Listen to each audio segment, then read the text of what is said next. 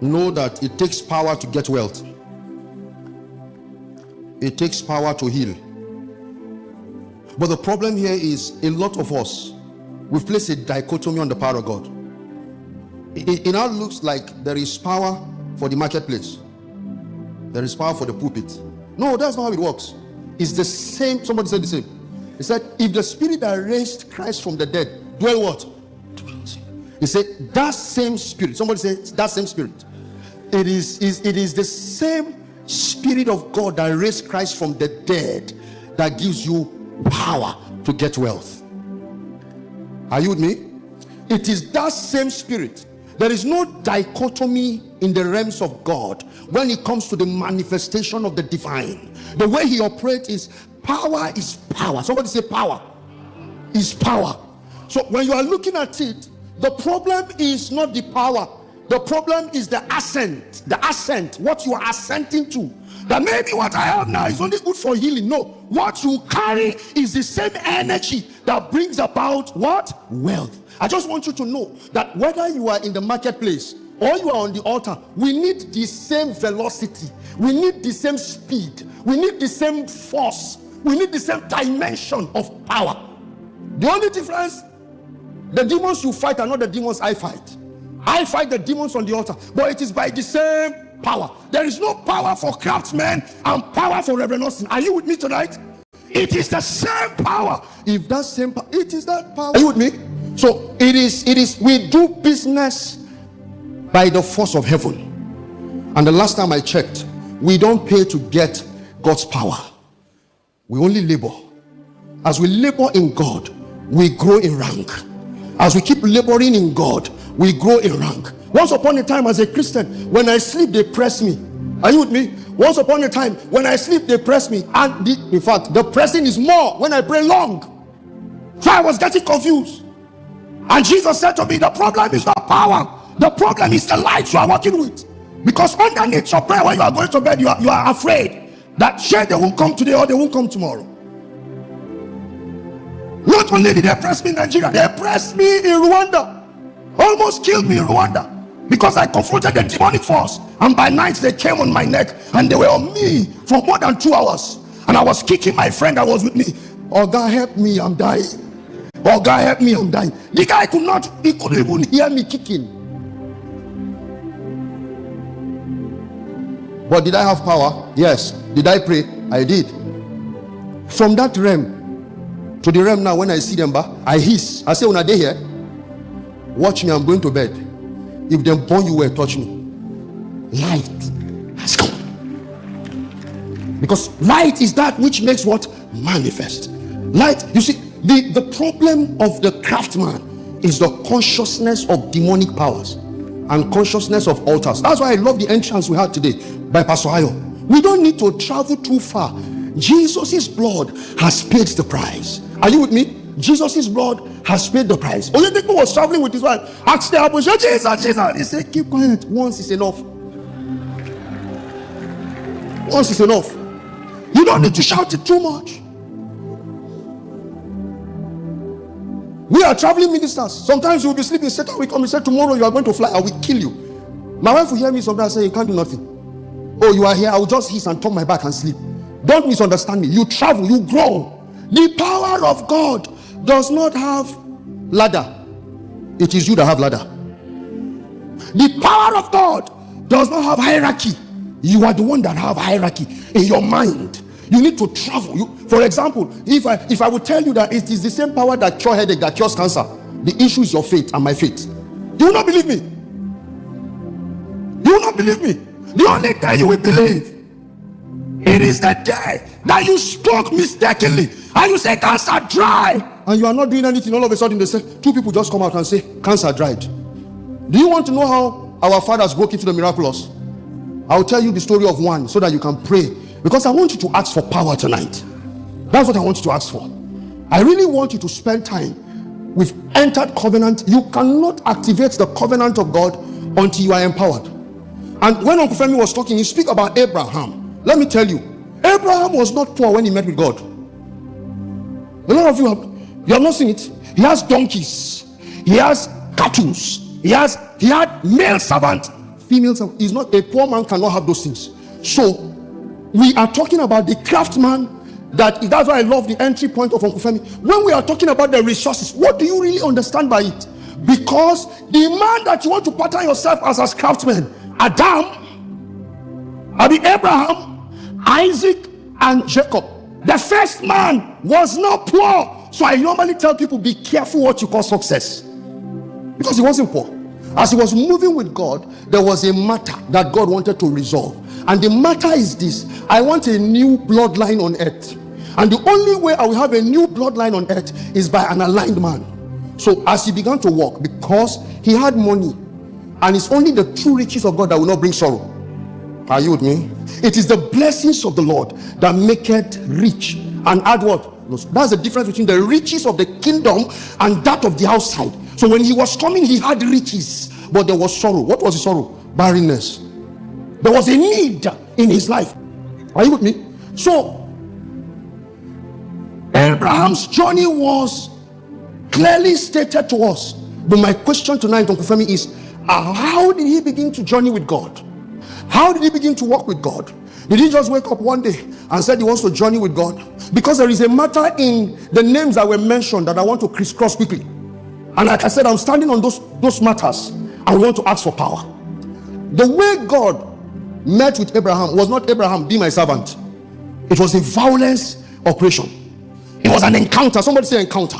You see, it's only an encounter that will make a man that is rich to forget his riches and follow another deity.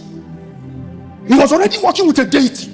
So this Abraham followed God, and you are going to be my treasure, and you are going to deal with nations. It wasn't that easy. The Bible says it was the God of glory that appeared. There is a difference between Abraham, my son, and an appearance. Are you with me? How many of you have been to court? How many of you have been to court? Courthouse. Huh? You know, when you went to court, maybe you went to listen to some preliminaries. You didn't appear. The ones that appear are the ones that stand before the judge. My name is Barrister so and so. I'm appearing before the judge on behalf of my whatever. You that appeared, you are the one that has the ground to perform legal rights. There's a difference between appearance and speaking. Are you with me tonight? So when God appears, it's a different thing from Abraham. Where are you? Come and be my son. Abraham will not come like that. Abraham will not come like that. Uncle Femi was talking. He said he knew that the only way he can go back to campus is to have a higher power, because he cannot go speaking Turanchi. Do you know what Turanchi is? Because this one, Turanchi, English will not work on this one. There has to be a higher force. I remember when I was on campus, and I said, the Lord said, go and be praying where they will not see you. Everywhere, hotel? Hostel. And I chose one corner behind the hostel, very far, and I was praying. And then one day I started, who's up? Hey. They were court guys. My heart started shaking. God said, will you be there? I said, Lord, they will kill me. And nobody knows I'm here. He says, stay there, my friend, and pray. In fact, for what you have said, every 5 o'clock in the morning, be here with me till 7.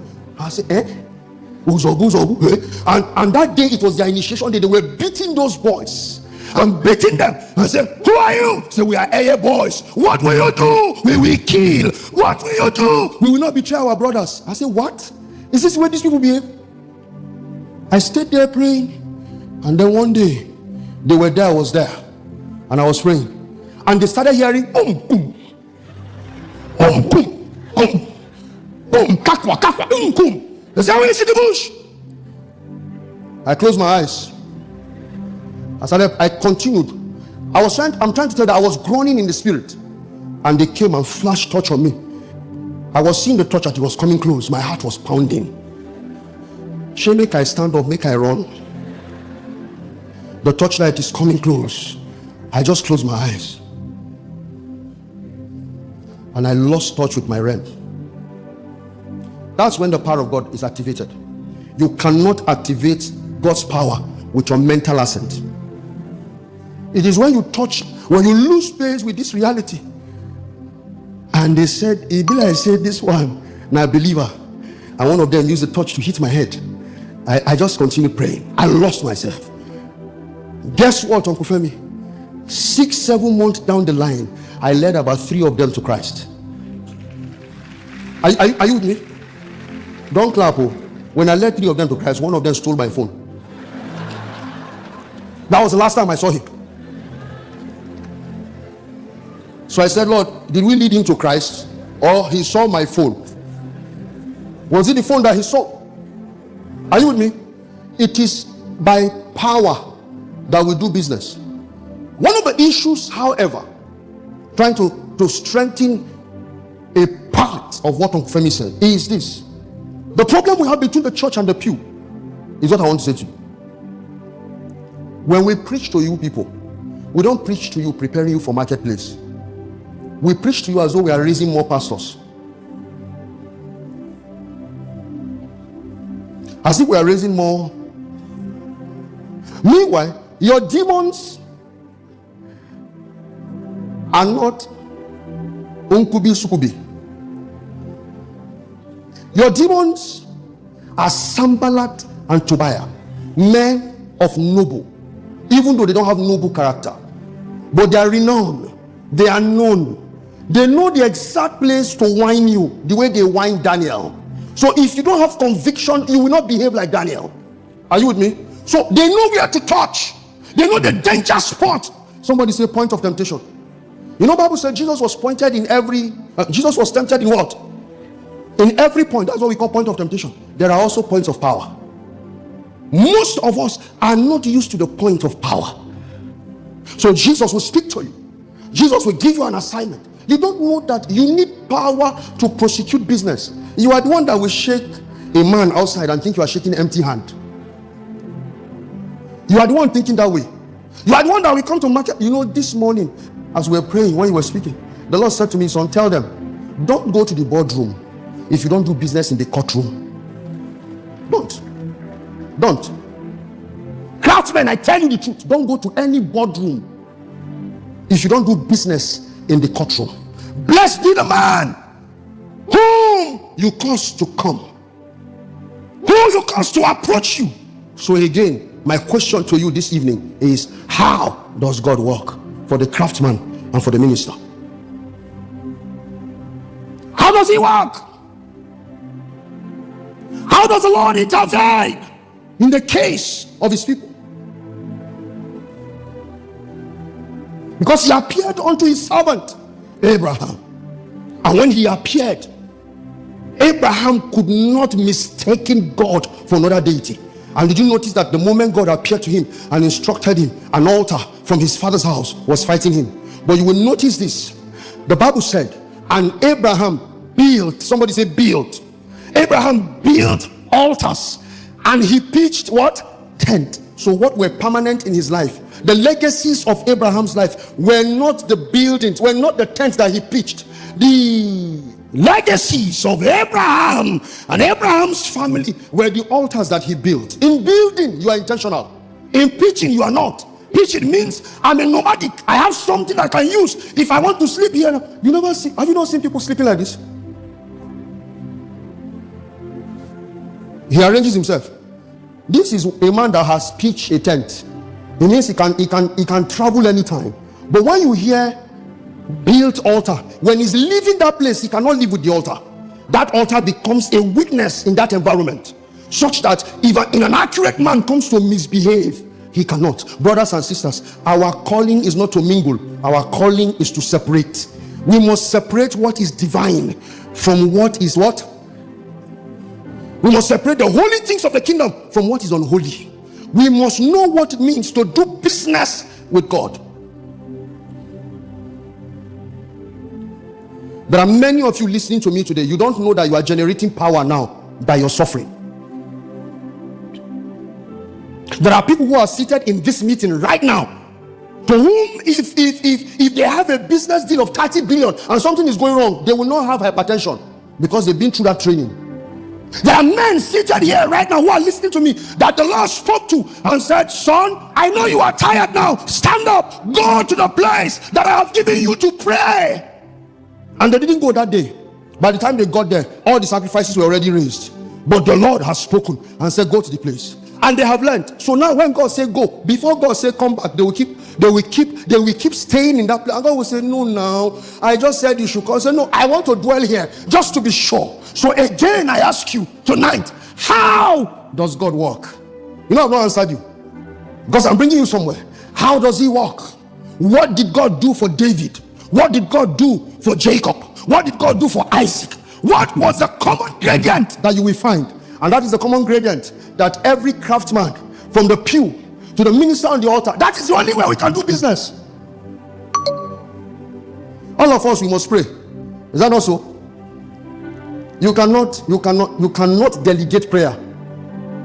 You cannot contract prayer. We can intercede for you.